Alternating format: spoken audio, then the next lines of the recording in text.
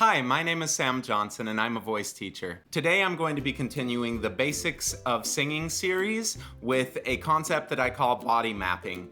A lot of other people call it body mapping too.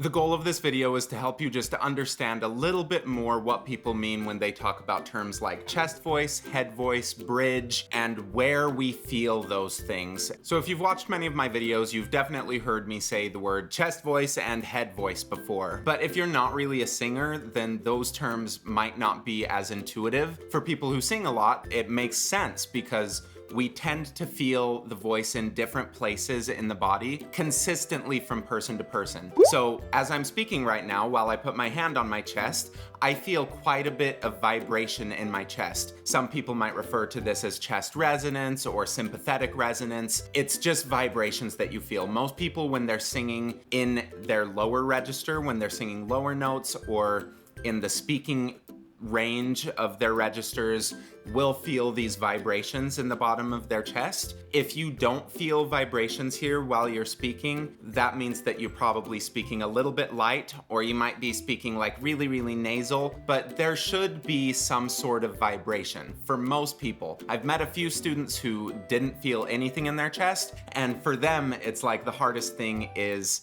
consolidating what everyone else's view of chest voice is with what lack of sensation they're feeling. So if you don't feel any vibrations, you're not like super weird. You're a little bit weird, but you're not super weird. Just whatever you feel like when you're speaking in a reasonably loud voice is what people call chest voice. If we were kind of talking like this, then I would call that light chest voice. If we were talking like this, it's like a very heavy chest voice. And if we were pulling head down, if it was this kind of a sound, that's not chest voice at all. So chest voice is mostly just where you're feeling it, but the reason that we feel it that way is because one muscle gets a little bit more involved for chest voice than it does for a head voice. And to contrast, for head voice, go like this. Woo, woo, woo! Woo, woo, woo! And then just pay attention to if you feel it anywhere. So put your hand here, go, hey, hey, hey.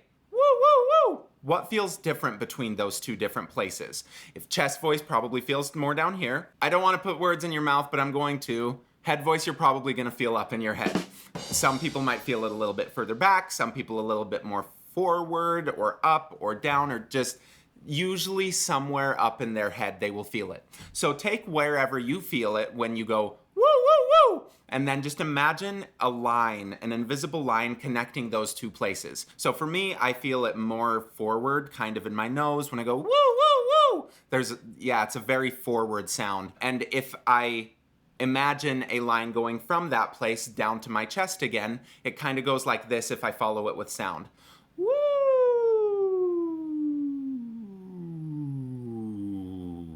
It doesn't have to be completely smooth. Mine's not as smooth as some others are. Yours might not be as smooth as mine. Yours might be smoother than mine. It does not matter. All that we're doing right now is paying attention to what sensations you feel as it's moving between the two places. Because more likely than not, it won't just be woo, where it's all head and then chest. There's going to be some different shades. You might feel vibrations in the middle, and if we're able to start thinking about this rather than as a perfect glissando and thinking about the notes, but rather thinking about what sensation we feel and what is changing as we move through the pitches, I think that that is a much better place to start with. And it also kind of teaches us that there isn't just head voice and chest voice register and mix in the middle, but that every note has its own slight change. And by doing this slide through all of it, we can feel all of those changes happen in real time rather than just jumping in between these changes. So I think that starting with the slide and really focusing on sensation is the best way to start this. So try doing that again. Start from the top, just slide down. Or woo. I can get it smoother if I really slow it down and focus on keeping the amount of air that's going past my vocal cords consistent all the way through. If you want more information on what I have to say about breathing, go check out this video. It's the first in this series. It's Basics of Breathing. Once you get used to it coming from the top down, that's usually an easier way to start Then try going from the bottom up, where you're starting in this sort of room where you're feeling all the vibrations in your chest. It slowly moves up and then comes back down like this. Ooh.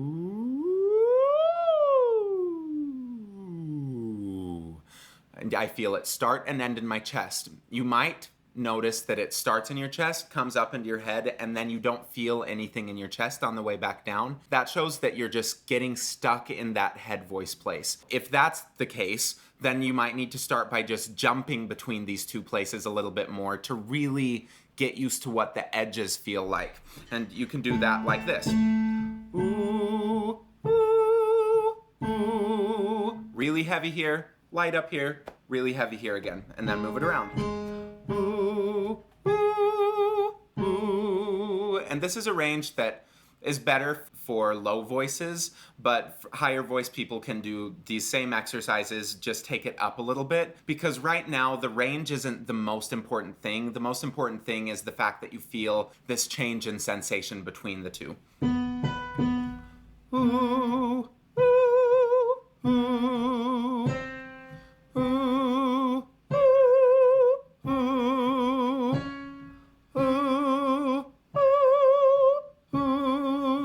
I consider this exercise to be something that just calibrates your voice so that you know what high notes are supposed to feel like, you know what low notes are supposed to feel like, and then when we put more complicated patterns on or more slides or whatever, you aren't surprised whenever a new sensation happens, and you'll have something to compare everything to. So if you're singing a song and it's feeling insanely hard, it's insanely hard as compared to this exercise, to that ooh, ooh, ooh kind of thing. Yes, I'm obviously skipping a bunch of steps in the middle of working your way up from this very fundamental place to being able to make all of the sounds that you expect from a professional singer, but you still have to start at these basic levels. I think doing some of this body mapping stuff is really good for people who are great singers, because a lot of really, really good singers get so stuck in their head thinking about trying to manipulate all of these parts. But if we do this kind of exercise and we're just following a sensation, tracking that with our mind, that's a lot less to focus on. And you also notice that the registers are a result rather than a intention. It's not like we have to think, okay, this is going to be a little bit more cricothyroid and add in head voice here. It's what vowel do I want? What tone quality do I want? And then that resulting feeling of it being more up in your head happens as a result of you setting up all of that beforehand. One other body mapping concept that I want to introduce is where you feel the back of your throat. So ask yourself that question, make some sound, go aha, and then just breathe through it. And where is the back wall of your throat? Is it behind or in front of your ears? If you've been told a lot to open your throat when you're singing, and you've done that by creating this sort of a sound, and you feel it very intensely in the back, like all the way back here behind your ears, that's actually your tongue. That sensation of it being super, super far back, that's your tongue that you're feeling get way too engaged. The back of your throat is actually closer to in line with your ears or right in front of it. And just moving where we sense that, where we picture the back of our throat, does a lot of interesting things in regards to opening up the throat, because it is pretty well documented singing with an open throat where there's not a ton of blockages or constrictions in your throat is beneficial to good singing. But is that more a cause or a result of good singing? That's kind of arguable, but there is a lot of good reason to ask for someone to open their throat. If they're picturing that throat as being super far back, those muscles, such as the tongue, are going to get really involved in trying to open the throat. But the throat is actually not something that you can just open. The throat works by constricting, like muscles work by constricting, especially those in the throat. You can relax them in order to create that space, and you can get other stuff out of the way, like your tongue, which is this massive muscle. You can get that out of the way, and doing things like that does open your throat. So with that in mind, knowing where the back of your throat is and what you feel it as, and if those are two different things, then this can sort of help consolidate that so that you're picturing your body a little bit more accurately to what the anatomy actually is. So now I want to introduce the idea that there are two rooms of resonance in your vocal tract. This is a concept that is blatantly stolen from Kenneth Bozeman's book, Kinesthetic Voice Pedagogy, which goes way more in depth into what I'm talking about. Kenneth Bozeman is one of the best researchers in vocal acoustics right now. His books are great, so go check them out. But the idea is that there are two different rooms in that vocal tract. So there's the room that has the floor in the back of your vocal cords, and then the ceiling of that room is your soft palate. So it's that part that you can kind of raise or that naturally raises when you yawn. If we can keep the space between those, if we can keep it a really tall room, that helps to create a sense of evenness in tone and depth of tone as you're singing. If the soft palate sort of comes down or the larynx starts rising so that it's a shorter room, then we start getting a little bit more brightness in the tone usually, which is fine when you're singing some pop music and stuff. But if you're singing classical music, the goal is to kind of keep an evenness of tone and an evenness of depth of tone all the way through your range. So picturing this back room, which is actually more of a middle room, where the back wall is the back of your throat that we just did that exercise with. The bottom is your larynx, top is soft palate, and the front is actually the back of your tongue. So if you go like the word hung, your tongue comes up in the back and it seals that off so that no air can get through into your mouth. If you picture the back of that, the hump as the front of that room, then that is kind of defining the walls of this back room. The second room is everything in front of that tongue hump. So it's sealed when you do an NG, but if you let it drop slightly, there is a little bit of a passageway into that front room. Now, by thinking about keeping your tongue up in the back so that we create these two separate rooms, rather than letting your tongue come down, that does a lot of awesome things for your singing. I talk a lot about how the tongue is this massive muscle and it always wants to get involved. So by giving it a job rather than saying, just don't get involved. Okay, but what am I supposed to do? Giving it a job just keeps it out of trouble. So having it higher in the back opens up your throat. It moves everything a little bit more forward. It generally makes it so people aren't as tense in their tongue because it's a little bit higher. And yes, there is going to be a little bit of movement in the back hump of your tongue. Like for an E vowel, it's going to be slightly higher than for an ah vowel. But if we can minimize the distance that it has to travel and make the ah even have that high tongue in the back, it is very conducive for good singing. But it also is kind of counter to this thought of creating an open backspace, because as soon as we start doing this, the tongue drops, right? But it feels so open. It's false kinesthesia. It's not an accurate representation of what's actually happening in your mouth. Going back to the Kenneth Bozeman book, he gives an example of how to test where we are narrowing in our vocal tract, and that's by using wind. Air moving between a narrow space causes a cooling effect. So if you go and you kind of pull your tongue back, you'll probably feel some cooling in the back of your throat. That's because it's narrowing. If we let it go to more of an E and whisper through that like, you'll feel that cooling a little bit further forward in your vocal tract, up between your tongue and your hard palate or your soft palate. And moving that forward shows that that's where it's narrowing. We don't feel it in the back anymore, so that shows that it's actually open. It's a weird thing because it seems so intuitive that we can just trust our body, but that's one where most bodies are lying to us. So creating that small space between your tongue and the roof of your mouth narrows it forward, letting you have that open throat in the back. It gets your tongue out of the way so that it's not pulling back and affecting your larynx every time that it moves. It just stabilizes the whole system. So once you're kind of functioning in that idea of knowing what these two rooms feel like, you can start playing with your vowels in those different rooms. Start with a ooh, thinking about keeping the tongue high in the back so that it doesn't become one long room, and then just pay attention to whatever sensation you feel when you're doing that. Ooh.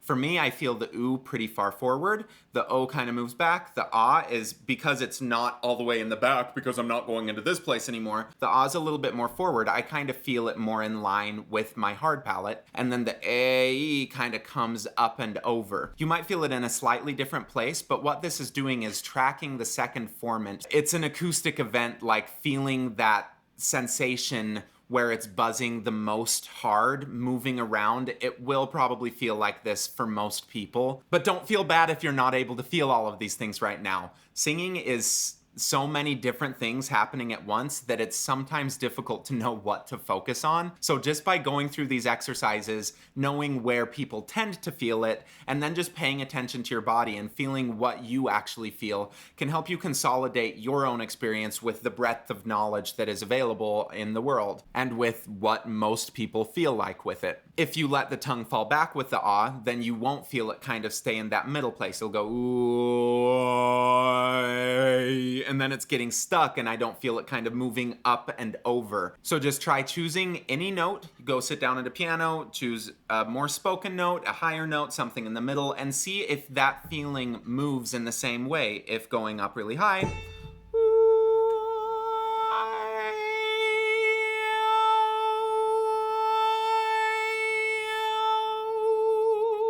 feels similar to doing it lower.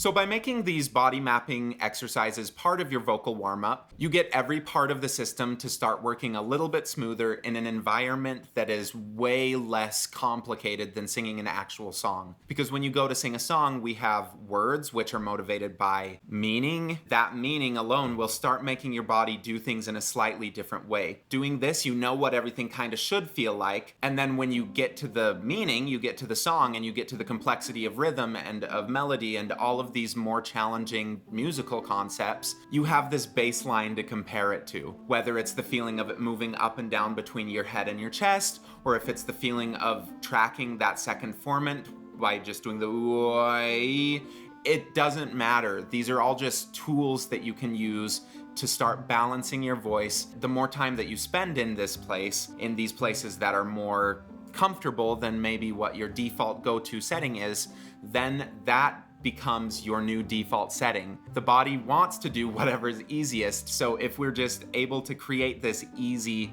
condition, spend a ton of time in it, that will start becoming your default rather than this feeling of maybe pulling chest voice up too high, pulling head voice down too low, or letting your tongue drop back too far, thinking that we're helping it. All of these things just show what we need to do. Once you know what your tendencies are and you have something to compare it to, you can choose different exercises in order to encourage those tendencies, the good ones, to come out. And you also know where you need to interrupt a pattern that is your bad tendency, something that maybe isn't serving you as well anymore. And the thing about this is some of your old tendencies that we're trying to break might have served you really, really well up till now, and so it's difficult to start going away from them. That's why if you find something that feels better rather than trying to go from, okay, I know that this is how I need to do it or how I want to do it, start from a blank slate, from just what you notice when you do basic sounds.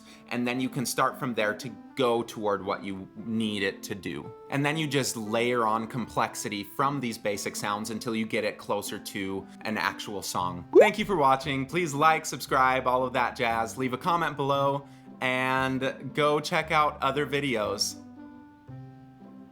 Thank you.